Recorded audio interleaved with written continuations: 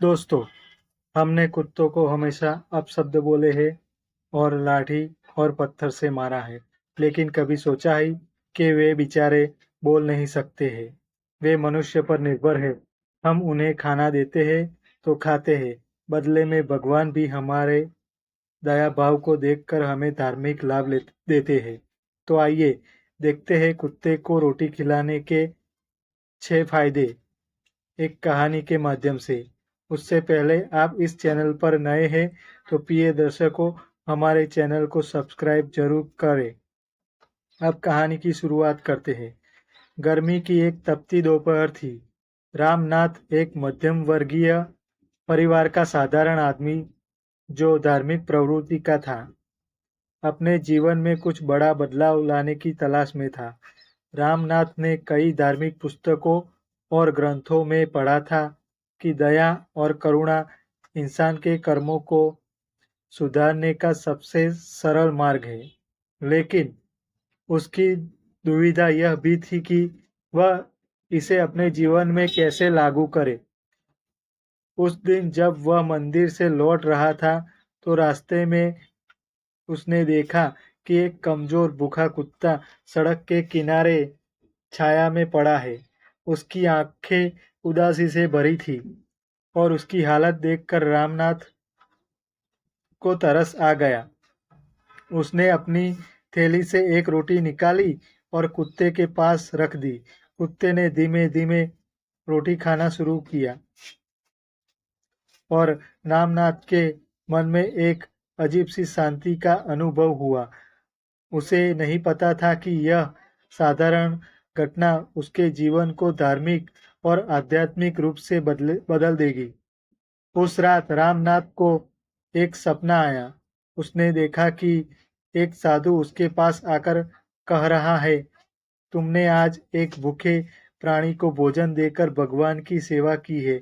यह सिर्फ एक कुत्ते को रोटी खिलाना नहीं था, यह धर्म का सबसे बड़ा कार्य था।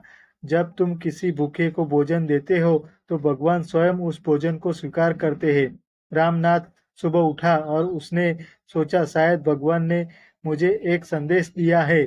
उसने यह तय किया कि वह प्रतिदिन कम से कम एक भूखे जीव को रोटी खिलाएगा। इस विचार ने उसके मन में सकारात्मकता भर दी। रामनाथ ने एक दिन पंडित जी से बात की और कुत्तों को रोटी खिलाने के बारे में पूछा। पंडित जी ने कहा, शास्त्रों में लिखा है कि जब आप किसी भूखे जीव को भोजन कराते हो तो आपके बुरे कर्मों का नाश होता है। कुत्ते को रोटी खिलाना विशेष रूप से पुण्यदायक होता है क्योंकि वह धर्म का रक्षक और भगवान भैरव का वाहन माना जाता है।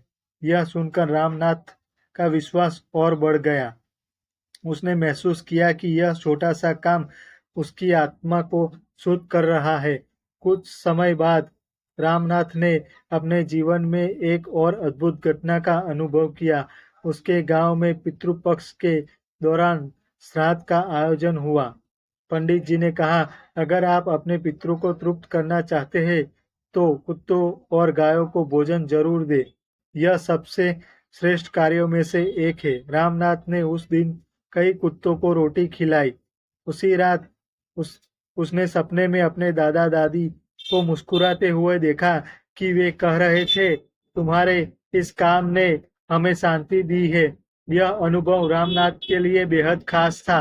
उसने जाना कि कुत्तों को रोटी खिलाने से न केवल उसकी आत्मा को लाभ होता है, बल्कि उसके पूर्वजों की आत्माएं भी तृप्त होती है। एक दिन रामनाथ रात को अपने खेतों में जा रहा था। वह सुनसान रास्ता था और चारों ओर सन्नाटा पसरा हुआ था। अचानक उसे ऐसा महसूस हुआ जैसे कोई अदृश्य शक्ति उसका पीछा कर रही हो। तभी वह कुत्ता जिसे वह रोज रोज रोटी खिलाता था, अचानक वहां आ गया। कुत्ते ने जोर जोर से भौंकना शुरू कर दिया और एक अजीब सी गूंज दूर होने लगी। रामनाथ ने महसूस किया कि कुत्ते ने उसे किसी किसी अनहोनी से बचा लिया। अगले दिन उसने अपने गांव के पुजारी से इस घटना का जिक्र किया। पुजारी ने बताया, कुत्ते को रोटी खिलाने से आप नकारात्मक शक्तियों से बचे रहते हैं। यह भगवान भैरव और यमराज की कृपा को प्राप्त करने का माध्यम है। रामनाथ की आर्थिक स्थिति ज्यादा अच्छी नहीं थी। उसकी उसकी छोटी सी दुकान थी और वह किसी तरह गुजारा करता था, लेकिन कुत्ते को रोटी खिलाने की आदत उसके जीवन का हिस्सा बन चुकी थी। एक दिन उसकी दुकान पर एक ग्राहक आया जो एक बड़ा व्यापारी था। उस व्यापारी को रामनाथ की ईमानदारी इतनी पसंद आई कि उसने लंबे समय तक व्यापार करने का प्रस्ताव दिया। धीरे धीरे रामनाथ का व्यापार बढ़ने लगा। उसने इसे भगवान भैरव और उन कुत्तों की कृपा माना जिन्हें वह रोज रोटी खिलाता था। उसने समझा कि यह पुण्य कार्य उसे धन और समृद्धि का आशीर्वाद दे रहा है। समय बीतता गया और रामनाथ अब वृद्ध हो चुका था। उसने अपने जीवन में कई उतार चढ़ाव देखे थे, लेकिन उसने कुत्तों को रोटी खिलाना कभी नहीं छोड़ा। एक दिन उसने अपने गुरु से पूछा, गुरुजी, क्या यह साधारण सा काम मुझे मोक्ष की ओर ले जा सकता है? गुरुजी ने मुस्कुराते हुए कहा, जो इंसान किसी भूखे प्राणी को भोजन कराता है, वह अपने अहंकार को त्याग कर सच्चे धर्म का पालन करता है। कुत्तों को रोटी खिलाने से न केवल तुम्हारे जीवन में सुख और शांति आती है, बल्कि यह मोक्ष का मार्ग भी खोलता है। यह सृष्टि के प्रति तुम्हारे दायित्व को पूरा करने जैसा है। रामनाथ ने यह सुनकर संतोष की सांस ली। उसने महसूस किया कि उसका जीवन सार्थक हो गया है। एक दिन रामनाथ अपने घर के बाहर बैठा हुआ था।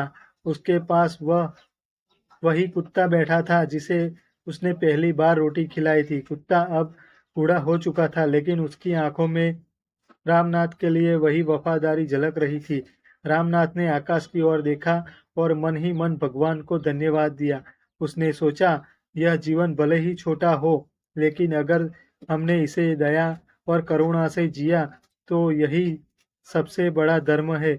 उसने कुत्ते के सिर पर हाथ फेरा और धीरे से कहा, तूने मुझे सिखाया है कि धर्म सिर्फ पूजा पाठ तक सीमित नहीं है, यह हर जीवन के प्रति प्रेम और करुणा में छिपा है। रामनाथ की यह कहानी गांव में प्रेरणा का स्रोत बन गई। लोग अब कुत्तों को और अन्य जीवों की सेवा को धर्म का सबसे बड़ा कार्य मानने लगे। कुत्ते को रोटी खिलाने से न केवल धार्मिक पुण्य मिलता है, बल्कि यह हमारे कर्मों, मानसिक शांति और आध्यात्मिक उन्नति का मार्ग भी प्रशस्त करता है। जब हम किसी भूखे जीव को भोजन देते हैं तो हम न केवल उसके जीवन को बचाते हैं, बल्कि अपने जीवन को भी सार्थक बनाते हैं। दोस्तों, ऐसी ही मजेदार कहानियां सुनने के लिए हमारे चैनल को सब्सक्राइब जरूर कीजिए।